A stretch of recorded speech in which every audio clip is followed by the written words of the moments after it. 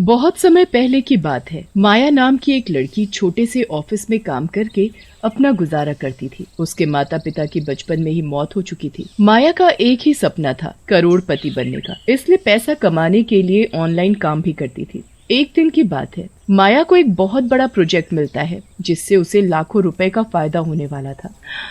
Wow, मेरे लिए ये प्रोजेक्ट किसी जैकपॉट से कम नहीं है। अगर मैंने इसे समय पर करके दे दिया तो मेरी लॉटरी लग जाएगी और मुझे लाखों का फायदा होगा और फिर मेरे सारे सपने पूरे हो जाएंगे। माया दिन रात प्रोजेक्ट बनाने में लगी रहती और कुछ महीनों की मेहनत के बाद उसका प्रोजेक्ट बनकर तैयार हो जाता है।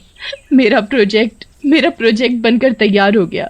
ये प्रोजेक्ट मेरे दिन रात की मेहनत है। अब मेरा करोड़पति बनने का सपना जल्द ही पूरा होगा। कुछ दिनों बाद उसे उसके प्रोजेक्ट के पैसे मिल जाते हैं। पैसे आते ही माया की खुशी का ठिकाना नहीं रहता और वो पागलों की तरह नाचने लगती है और अपने ही आप से बातें करे जा रही थी। अरे माया, अब तो तू जल्दी ही करोड़पति बन जाएगी और फिर तेरे पास सब कुछ। उस प्रोजेक्ट के बाद से माया को और भी ज्यादा काम मिलने लगा था, जिसकी वजह से माया रात भर जागकर काम करती। ऐसे ही एक दिन माया रात में ऑनलाइन काम कर रही थी, तभी उसे एक बहुत बड़ा प्रोजेक्ट मिलता है, वो भी 1 करोड़ रुपए का, जिससे उसका करोड़पति बनने का सपना पूरा हो सकता था। ये प्रोजेक्ट मेरी जिंदगी है, मुझे कैसे भी करके इसे पूरा करना होगा। इसी से मेरा करोड़पति बनने का सपना पूरा हो सकता है और फिर मेरे पास सब कुछ होगा, रुपया, पैसा, गहना, गाड़ी, बंगला, सब। फिर क्या था, माया उस प्रोजेक्ट को बनाने में दिन रात एक कर देती है और फिर कुछ महीनों की मेहनत के बाद एक दिन उसका प्रोजेक्ट बनकर तैयार हो जाता है और उसे उसके पैसे भी मिल जाते हैं। तो उसकी खुशी का ठिकाना नहीं रहता।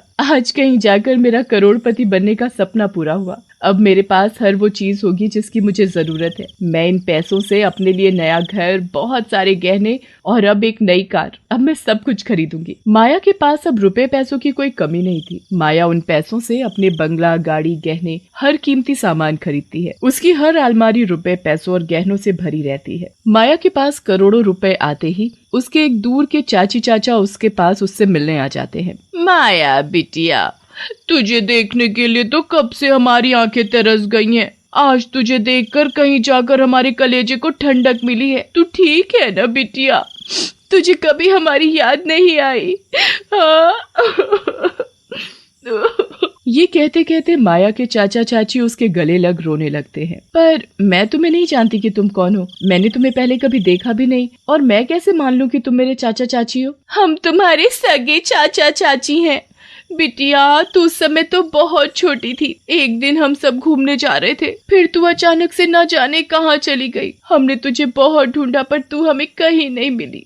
अब तू हमें मिल गई है ना, अब हम तुझे कहीं नहीं जाने देंगे। हाँ। माया को अपने चाचा चाची की बातों पर यकीन हो जाता है और वो उन्हें अपने साथ अपने घर में रख लेती है। माया के चाचा चाची भी उसका खूब ध्यान रखते और उसे प्यार भी बहुत करते। माया भी अपने चाचा चाची को पाकर बहुत खुश थी, लेकिन उसे क्या पता था कि उसके चाचा चाची उससे नहीं, उसके करोड़ों रुपयों से प्यार करते हैं। ऐसे ही एक रात माया के चाचा चाची दोनों आपस में बातें कर रहे थे। अरे भाग्यवान, कुछ सोच, इस माया से करोड़ों रुपया कैसे लिया जाए? इसमें मुश्किल क्या है, इसे जहर देकर मार देते हैं और क्या, फिर उसके बाद इसका सारा पैसा हमारा होगा।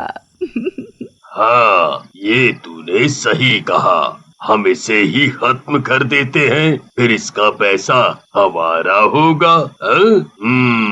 और फिर उस दिन के बाद से माया के चाचा चाची उसे मारने के लिए मौके की तलाश में लगे रहते और फिर एक दिन उन्हें माया को मारने का मौका भी मिल जाता है। माया अपने किसी प्रोजेक्ट पर काम कर रही थी, तभी उसकी चाची उसके लिए दूध का गिलास लेकर आती है। माया बिटिया, तुम्हें काम करते करते बहुत देर हो गई, तुमने कुछ खाया भी नहीं है। लो, पहले थोड़ा सा दूध पी लो, फिर उसके बाद काम कर लेना। माया अपनी चाची के हाथ से दूध का गिलास लेकर दूध पी लेती है और कुछ देर में माया का दम घुटने लगता है। ये मेरी सांसें क्यों अटक रही हैं? चाची मेरा दम घुट रहा है। मुझे बचाओ चाची, चाचा मुझे बचाओ, मेरा दम घुट रहा है। माया के चाची चाचा जोर जोर से हंसने लगते हैं।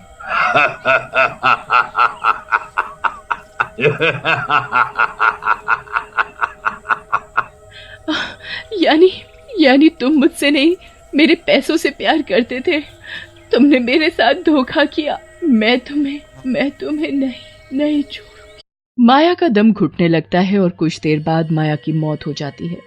मर गई, अब इसका सारा रुपया पैसा और गहना हमारा होगा, सब कुछ हमारा होगा। माया मरने के साथ ही एक भयानक चुड़ैल बन जाती है और तभी चुड़ैल अपने चाचा चाची को उसके सारे पैसे और गहनों को निकालते हुए देखती है। अरे कमीनो, ये पैसा मेरा है, तुम लोगों ने मुझे मेरे पैसों के लिए मारा है ना, अब ये पैसा ही तुम्हारी जान लेगा, मैं तुम्हें नहीं छोड़ूंगी। माया के चाचा चाची अलमारी से सारे पैसे गहने निकाल कर बड़े खुश हो रहे थे। कुछ देर बाद रात हो जाती है तो माया के चाचा चाची सो जाते हैं। तभी कुछ देर बाद उन्हें कुछ अजीब सी आवाजें सुनाई देती है तो माया के चाचा चाची की आंख खुल जाती है। कौन है, कौन है? चाचा चाची को कुछ दिखाई नहीं देता। तभी उनके सामने बहुत सारे नोट हवा में उड़ते हुए दिखाई देते हैं। पैसे, इतने सारे पैसे!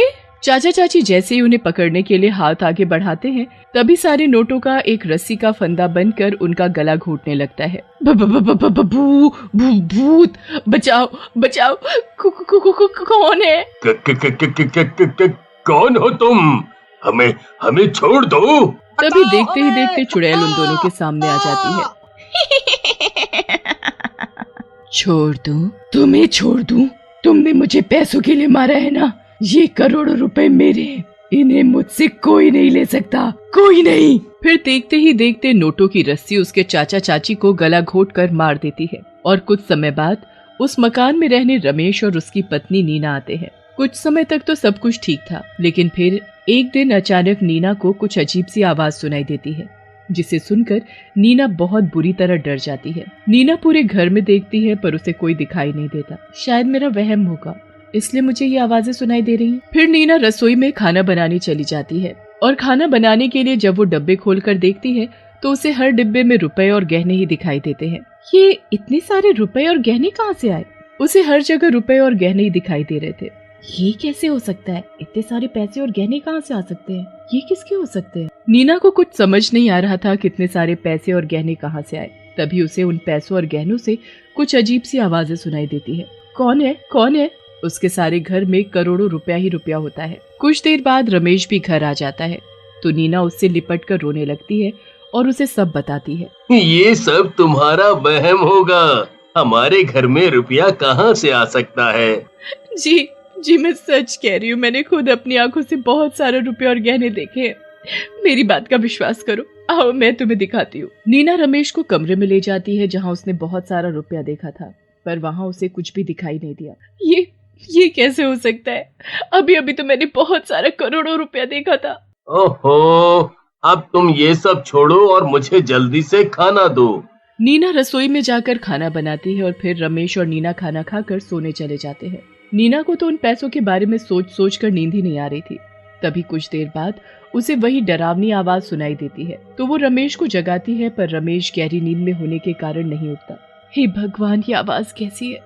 मुझे तो बहुत डर लग रहा है, पता नहीं ये सब कौन कर रहा है। नीना को कुछ देर बाद नींद आ जाती है। तभी वो डरावनी आवाजें फिर से आने लगती है। पैसा चाहिए? ले जाओ, सब ले जाओ, बन जाओ करोड़पति। डरावनी आवाज की वजह से नीना की आंख खुल जाती है। तभी वो देखती है कि बहुत सारा पैसा हवा में उड़ रहा है। कौन है, सामने आओ। तभी देखते ही देखते चुड़ैल नीना के सामने आ जाती है और उसका गला घोटने लगती है। बचाओ रमेश, मुझे बचाओ। नीना की आवाज सुनकर रमेश की नींद खुल जाती है और चुड़ैल को नीना का गला दबाते हुए देखकर वो बुरी तरह डर जाता है। छोड़ो मेरी पत्नी को, कौन हो तुम और तुम मेरी पत्नी को मारना क्यों चाहती हो? मैं सबको मार डालूंगी, जो भी मेरे इस घर में आकर रहेगा मैं उसे मार डालूंगी। पर ये घर तो हमने खरीदा है। नहीं, ये घर मेरा है, मैंने इसे अपनी मेहनत से बनाया है। मैंने दिन रात एक करके करोड़ों रुपए कमाकर बड़ी मेहनत से इस घर को खरीदा था। पर इसमें हमारी कोई गलती नहीं है, छोड़ दो मेरी पत्नी को, इसे मत मारो। चुड़ैल नीना को छोड़ने का नाम ही नहीं ले रही थी और अपने दोनों हाथों से उसका गला दबाने लगती है। रमेश को कुछ समझ नहीं आ रहा था कि वो क्या करे। तभी उसके दिमाग में एक ख्याल आता है। रमेश जल्दी से रसोई से मिट्टी का तेल लाकर चुड़ैल के नोटों पर डालकर उसमें आग लगा देता है। ये तूने क्या किया? तूने मेरे ही पैसों में आग लगा दी, मैं तुझे नहीं छोड़ूंगी। तभी रुपयों में आग लगते ही चुड़ैल का शरीर भी जलने लगता है। नहीं, बचाओ, मेरा शरीर जल रहा है। फिर देखते ही देखते रुपयों की जलन के साथ ही चुड़ैल भी जलकर मर जाती है।